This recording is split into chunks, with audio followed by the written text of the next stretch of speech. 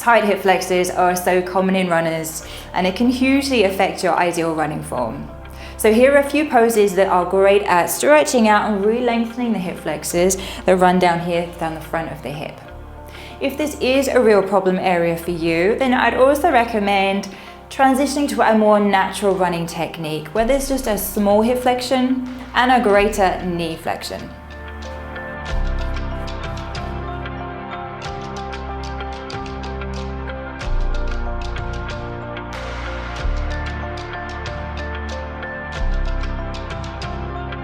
I'm Helen Claire, this is Run Better with Yoga, helping you to run stronger, longer and injury-free with yoga.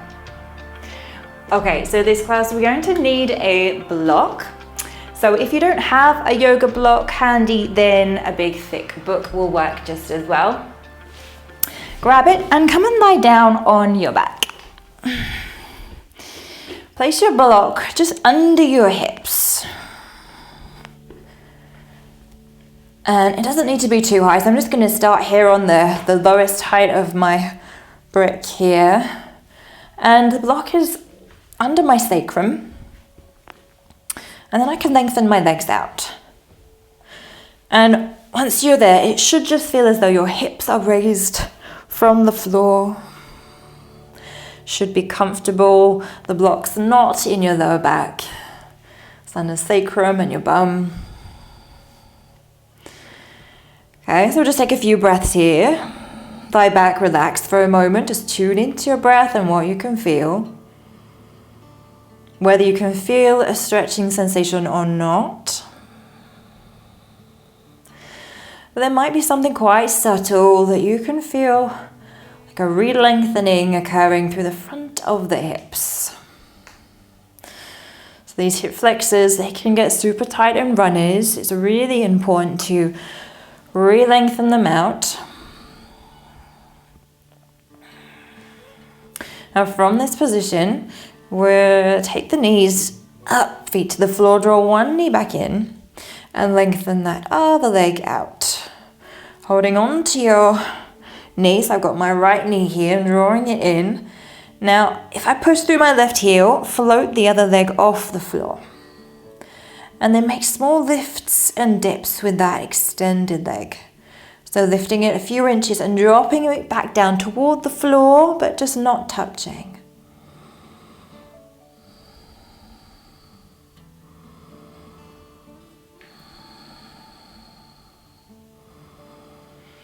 I'll just take a few more of those. Feel that resistance coming from the front of the hip there as you drop. And then relax, drop that leg down. Either stay just as you are or start to lift your head. And let this long leg be as relaxed as you can.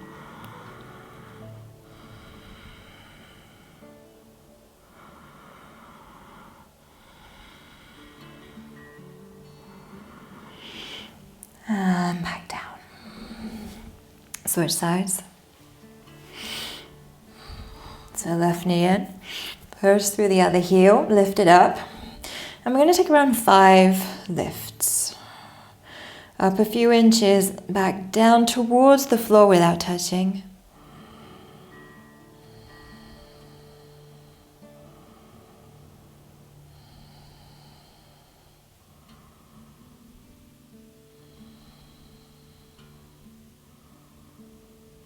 Good, and after that next one, dropping the leg back down.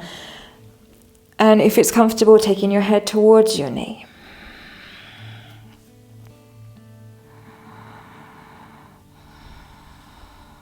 So for any of you with real significant tension going on there in the hip flexors, you might find that this leg just doesn't want to drop down to the floor.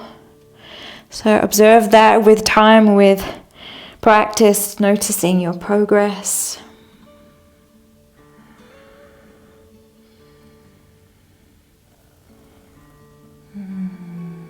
Good, last breath, and you can just keep the head on the floor if that's much more comfortable for you and you're still feeling something good. All right, let's take the block out, drop your pelvis down. 1 or 2 big full breaths there.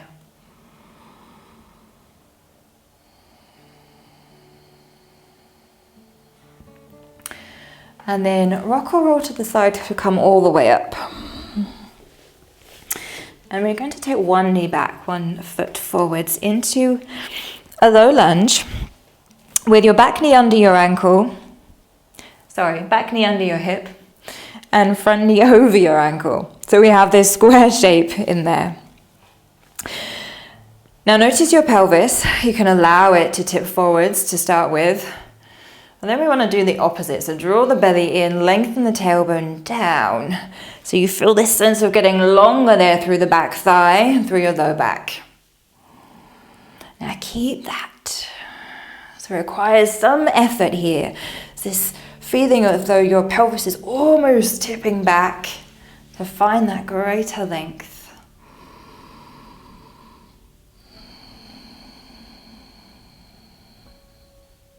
So just around 5 breaths, as long as they're fairly long, full breaths.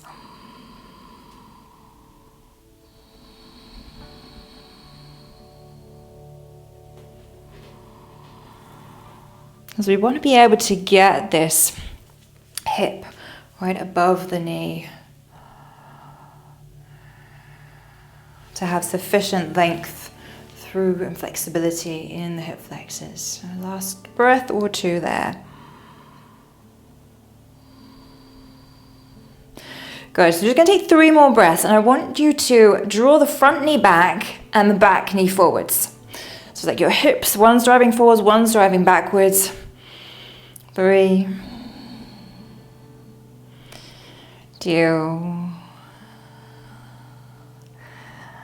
1, and relax. And just take a few breaths there, relaxing the legs in this position. If you can, you could shift that back knee back a little bit further.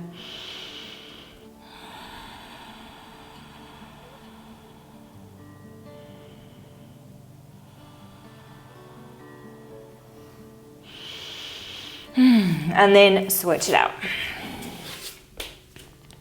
Knee over ankle, hip over knee. Feel the pelvis, tip it forwards and then rock it back. Longer in the low back, hands to the hips, breathe. Really focusing on what it is that you're doing and feeling. All the time in our yoga practice, enhancing our neuromuscular connections, becoming much, much more aware of what our body is doing and can do.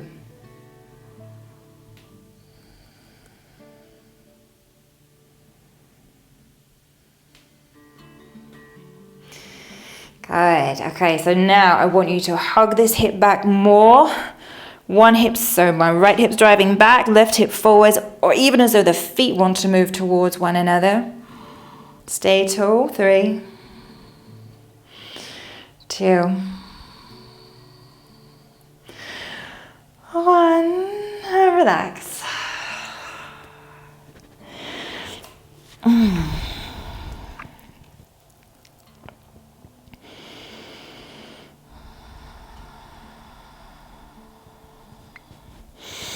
And then come onto your back. And just feet to the floor with the knees in the air. Have your feet about hip width apart. And then drop your knees over to the right.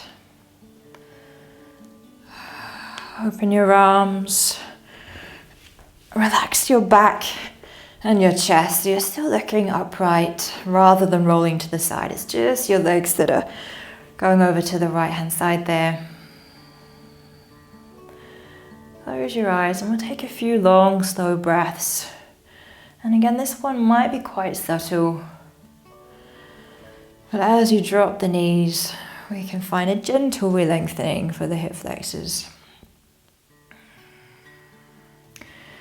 So in addition to weakness in the core and the glutes, tension in the hip flexors, it's one of the main reasons for running related injury.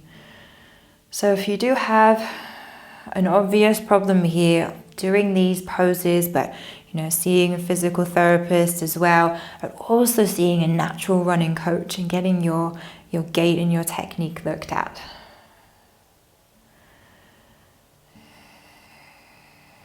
Let's take a few more breaths this side. And if you're a runner who doesn't have obvious problems or tension in this area, then these are still postures that you want to be doing regularly just to stay on top of your hip mobility and flexibility.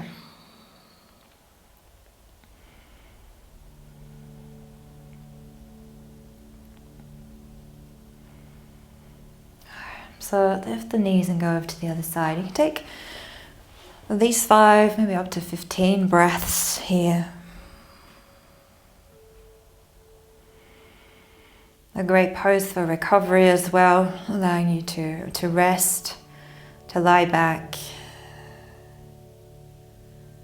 reset, rejuvenate the tissues.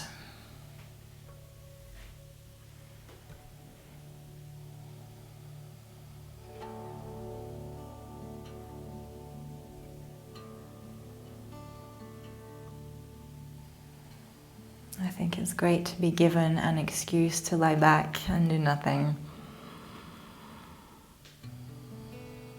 Because you are doing something. You are here for a reason. You are going to gain benefit from it. Just take another few breaths there. Focus on that top leg, front of the hip.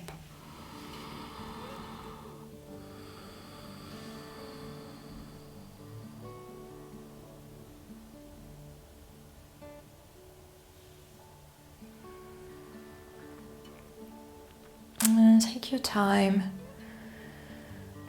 When you're ready to come back to the center, just pause your last few breaths there.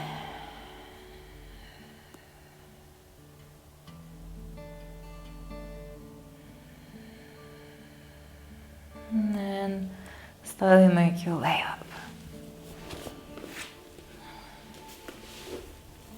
Thank you, well done. So great few poses there to start including in your weekly yoga routine. Let me know your thoughts and questions just below, and I look forward to seeing you next time.